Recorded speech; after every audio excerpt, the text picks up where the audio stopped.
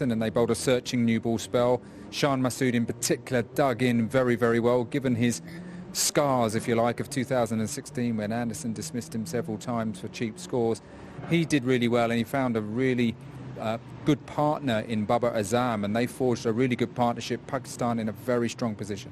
How will England be feeling after today? Oh, I think they'll be disappointed. I just didn't think they were quite as on it as we saw against the West Indies. Whether that's that they're up against a better team, I think they are in Pakistan, but I thought the lengths were a little bit too short in the first session, and the session after lunch where the Pakistanis came out and played beautifully and put the ball around the park, they just lost consistency in the basics of the game, so I would expect them to be a bit better on day two. Someone we were all looking forward to watching was Babr Azam. He gave himself a little bit of time when he first came in, then after lunch he really looked after the spinner in Dom Best. Just talk us through his footwork. Well, he looks a class act, and he had time against the pace, and here we're seeing the interception points against the spin, and there he's down the wicket. Those are the red dots, you know, well balanced, but also getting and playing well off the back foot, and those are the blue ones. So it's all about his front foot press. You know, at the point of release, he's in a state of readiness. He can move quickly, pick the length and move quickly forward and back.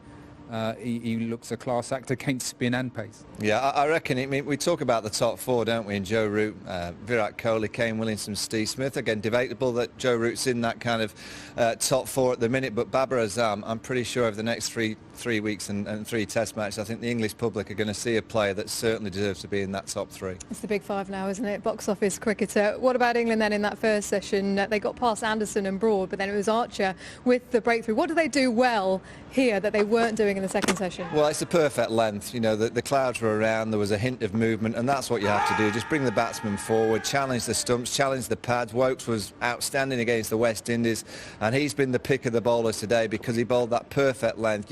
You've got to question the forward defence. Can you question the forward defence on a regular basis? If you do so, you create opportunities, and that's exactly what Chris Woakes did. They'll be wanting to come out firing tomorrow and make early inroads against this Pakistan lineup.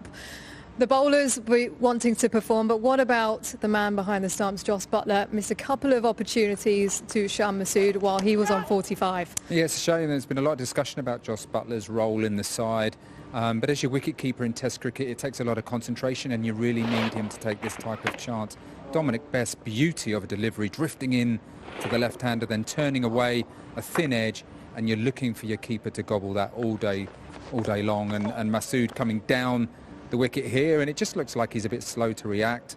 As a keeper, when the batsman leaves the crease, you've got to expect the ball to come to you. Yeah, it's not a good day for Jos Buttler. You know, it's quite a slow news day, I would call it.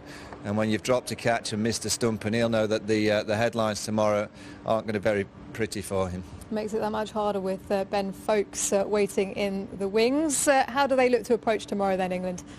Well, they've got to go back to basics. I mean, it's easy to say, I'll get 8 wickets. Well, you can only do that if you cover the basics by bringing the batsman forward. I saw a little chink in Babr Azam, the short stuff maybe into the armpit. Jofra Archer bowled a couple that made him look a little bit uncomfortable. So they might go short from one end, but the basics, bring them forward, try and find the outside edges.